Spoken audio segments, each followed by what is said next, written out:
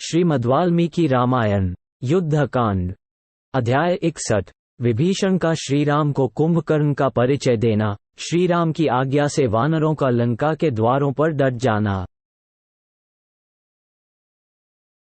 तदनंतर हाथ में धनुष लेकर बल विक्रम से संपन्न महातेजस्वी श्रीराम ने किरीटधारी महाकाय राक्षस कुंभकर्ण को देखा। वह पर्वत के समान दिखाई देता था और राक्षसों में सबसे बड़ा था। जैसे पूर्व काल में भगवान नारायण ने आकाश को नापने के लिए डग भरे थे, उसी प्रकार वह भी डग बढ़ाता जा रहा था। सजल जलधर के समान काला कुंभकर्ण सोने के बाजूबंद से विभूषित था। उसे देखकर वानरों की वह विशाल सेना पुनः बड़े वेग से भागने लगी।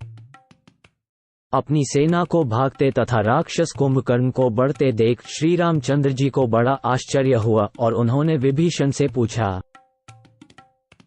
ये लंकापुरी में पर्वत के समान विशालकाय वीर कौन है, जिसके मस्तक पर किरीट शोभा पाता है और नेत्र भूरे हैं?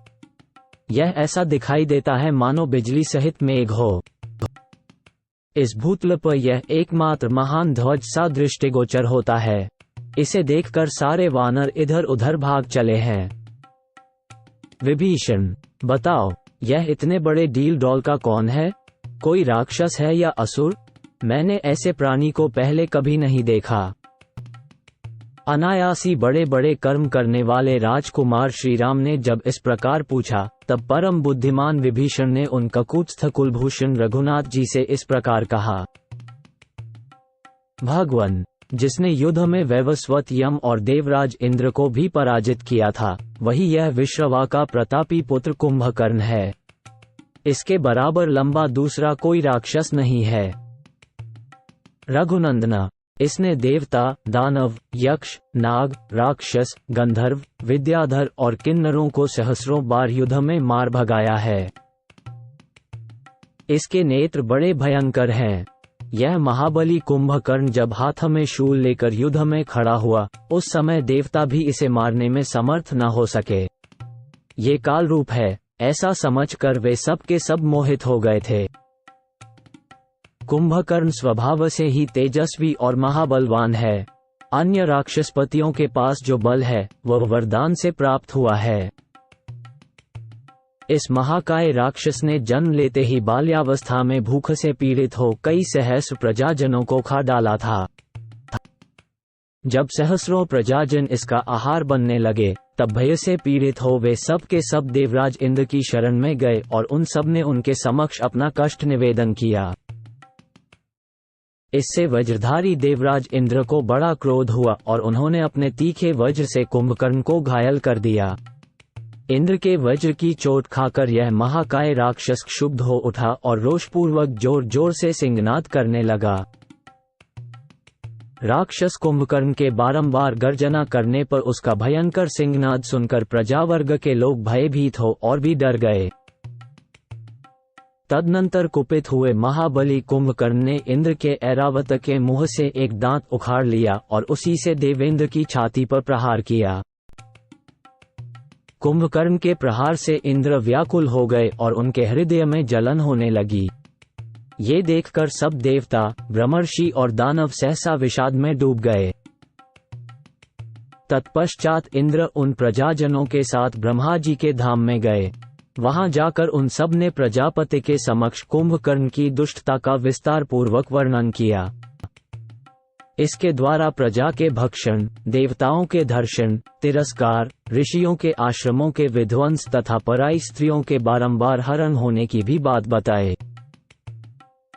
इंद्र ने कहा, भगवान, यदि यह नित्य प्रति इसी प्रकार प्रजाजनों का भक्षण करता रहा तो थोड़े ही समय में सारा संसार सूना हो जाएगा। इंद्र की यह बात सुनकर सर्वलोक पितामह ब्रह्मा ने सब राक्षसों को बुलाया और कुंभकर्ण से भी भेंट की। कुंभकर्ण को देखते ही स्वयंभू प्रजापति थर्रा उठे। फिर अपने को संभाल कर वे उस राक्षस से बोले, कुंभकर्ण, निश्चय ही इस जगत का विनाश करने के लिए ही विश्रवा ने तुझे उत्पन्न किया है। अतः मैं शाप देता हूँ, आज से तू मुर्दे के समान सोता रहेगा। ब्रह्मा जी के शाप से अभिभूत होकर वह रावण के सामने ही गिर पड़ा। इससे रावण को बड़ी घबराहट हुई और उसने कहा, प्रजापते, अपने द्वारा लगाया और बढ़ाया हुआ सुवर्ण रूप फल देने वाला वृक्ष फल देने के समय नहीं काटा जाता है। यह आपका नाती है, इसे इस प्रकार शाप देना कदापि उचित नहीं है। आपकी बात कभी झूठी नहीं होती, इसलिए अब इसे सोना ही पड़ेगा, इसमें संशय नहीं है, परंतु आप इसके सोने और जागने का कोई समय नियत कर दें। रावण का ये कथन सुनकर स्वयंभू ब्रह्मा ने कहा, ये 6 मास तक सोता रहेगा और एक दिन जगेगा। उस एक दिन ही यह वीर भूखा होकर पृथ्वी पर विचरेगा और प्रज्वलित अग्नि के समान मुंह फैलाकर बहुत से लोगों को खा जाएगा। महाराज, इस समय आपत्ति में पड़कर और आपके पराक्रम से भयभीत होकर राजा रावण ने कुंभकर्ण को जगाया है। ये भयानक पराक्रमी वीर अपने शिविर से निकला है और अत्यंत कुपित हो वानरों को खा जाने के लिए सब ओर दौड़ रहा है। जब कुंभकर्ण को देखकर ही आज सारे वानर भाग चले, तब रणभूमि में कुपित हुए इस वीर को ये आगे बढ़ने से कैसे रोक सकेंगे? सब वानरों से ये कह दिया जाए कि यह कोई व्यक्ति नहीं, काया द्वारा निर्मित ऊंचा यंत्र मात्र है। ऐसा जानकर वानर निर्भय हो जाएंगे। विभीषण के सुंदर मुख से निकली हुई यह युक्तियुक्त बात सुनकर श्री रघुनाथ जी ने सेनापति नील से कहा, अग्निनंदन, जाओ, समस्त सेनाओं की मोर्चेबंदी करके युद्ध के लिए तैयार रहो और लंका के द्वारों तथा राजमार्गों पर अधिकार जमाकर वहीं डटे रहो। पर्वतों के शिखर, वृक्ष और शिलाएं एकत्र कर लो तथा तुम और सब वानर अस्त्र शस्त्र एवं पत्थर लिए तैयार रहो।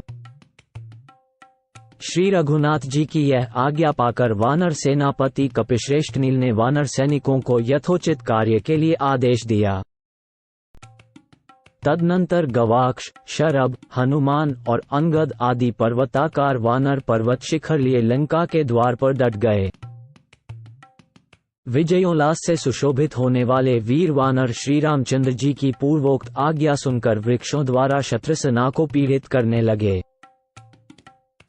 तदनंतर हाथों में शैल शिखर और वृक्ष लिए वानरों की वह भयंकर सेना पर्वत के समीप घिरी हुई मेघों की बड़ी भारी उग्र घटा के समान सुशोभित होने लगी।